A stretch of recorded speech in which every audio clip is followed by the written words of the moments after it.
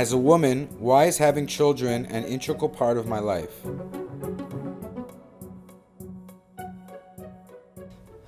Share with you a story. There was two lawyers that I know here in New York City. Both of them were from Eretz Yisrael, and they both came to New York City. And they decided they're going to start a family after they feel like their career is established enough. They both started off as associates in their own respective firms, and when they became partners, they decided now it's time to build a family. At that point, she was already in her late 30s, and she realized she can't have children. So they went for treatments in Eretz Yisrael. They traveled back and forth, thousands of dollars, hundreds of thousands of dollars, and the treatment did not work. And at that point, she turned around and she expressed herself, very similar to the way Rachel expressed herself. We all know Rachel turned around to Yaakov, and Rachel said, if you don't give me a bracha for children, v'im ayin meisa anoichi, it's as if I'm dead. And the Mefarshim ask, how come we don't find such a deep expression of v'im ayin meisa anoichi by men? By Rachel, only by women we find this. Why? And the explanation given is because the Eibishter created the world in such a way that this deep void of v'im ayin meisa anoichi is uniquely tailored, created by Hashem for women.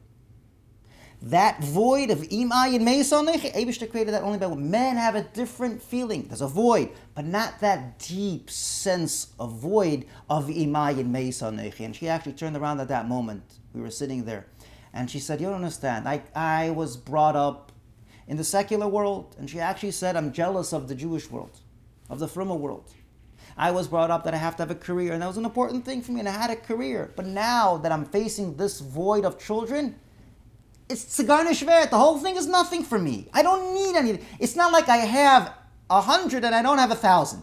I have nothing. V'im ayin meisa anoichi, the void of children, is not in comparison to the void of not having a career. It's two different ball games. I'm dead without it. I have nothing. Not a little bit, but nothing. The Eibishter structured the Jewish family because the Eibishter understood. The Eibishter created men and women. He knows what they are. So he structured it such that the man is responsible for parnasa.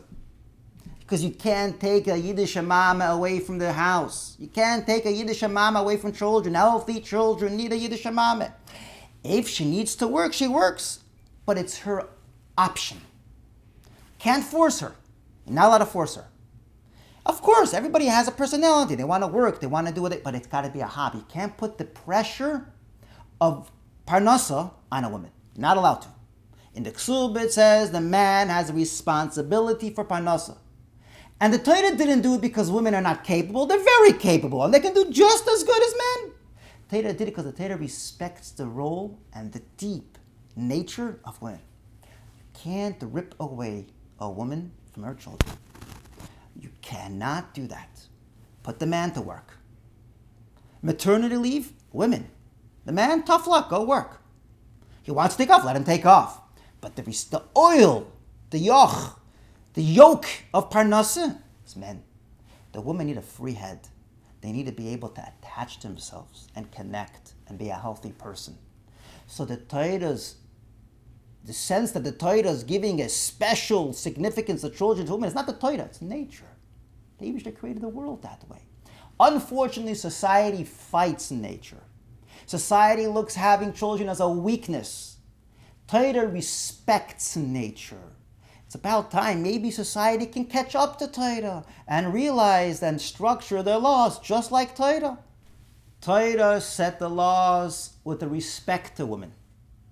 Society set the laws with a deep disrespect. When we see the halachas of Torah, we should realize it's coming out of a deep respect.